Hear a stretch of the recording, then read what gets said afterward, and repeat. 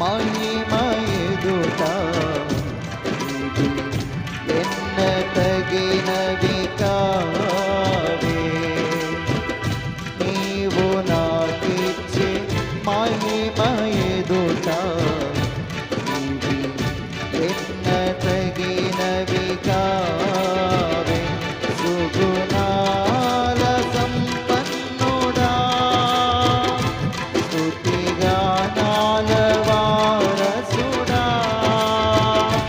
జీవింతును నిత్యము నీ నీడలో, ఆస్వాదింతును నీ మాటల మకరందము.